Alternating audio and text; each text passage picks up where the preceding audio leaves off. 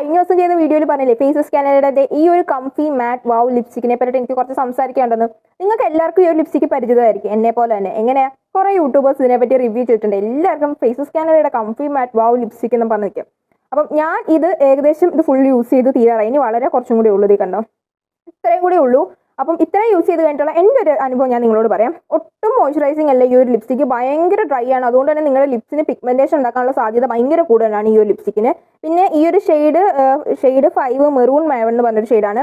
Shade എനിക്ക് ഇഷ്ടമായി, because ഇത് നമുക്ക് ഡയറക്റ്റ്ലി അപ്ലൈ ചെയ്യാൻ പറ്റത്തില്ലെങ്കിൽ പല ലിപ്സ്റ്റിക്കിന്റെ കൂടെ നമുക്ക് മിക്സ് ചെയ്ത് നമ്മുടെ സ്കിന്നിന് സ്യൂട്ട് ആയിട്ടുള്ള ബ്യൂട്ടിഫുൾ ഷെയ്ഡ്സ് ഒക്കെ നമുക്ക് ഈ ഒരു ലിപ്സ്റ്റിക് വെച്ചിട്ട് മിക്സ് ആൻഡ് മാച്ച് ചെയ്ത് യൂസ് ചെയ്യാൻ പറ്റും. അങ്ങനെ ഒരു കാര്യത്തിൽ ഈ ഒരു ലിപ്സ്റ്റിക് എനിക്ക് ഒത്തിരി ഇഷ്ടമായി. പക്ഷേ എനിക്ക് ഇതിന്റെ ഒരു ഡ്രോബാക്ക് ആയിട്ട് തോന്നിയത് ഇതൊട്ടും മോയ്സ്ചറൈസിങ് അല്ല. നമ്മുടെ ഈ ഡാസ്ലറിന്റെ ലിപ്സ്റ്റിക്കിന്റെ അത്ര പോലും മോയ്സ്ചറൈസിങ് അല്ല. കാരണം അതിനേക്കാൾ കുറച്ചും കൂടി റേറ്റ് ഉണ്ട് ഇതിന്. അപ്പം അത്രയും ഒരു മോയ്സ്ചറൈസിങ് എഫക്റ്റ് എങ്കിലും ഇത് കൊണ്ടുവരേണ്ടതാണ്. ഇതിന് അത്ര പോലും മോയ്സ്ചറൈസിങ് ഇല്ല.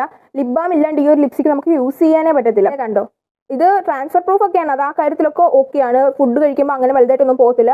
ഈ ഒരു കാര്യമുള്ളൂ എനിക്ക് ഇത് ഭയങ്കരമായിട്ട് നമ്മുടെ ലിപ്സ് നന്നായിട്ട് ഡ്രൈ ആക്കും.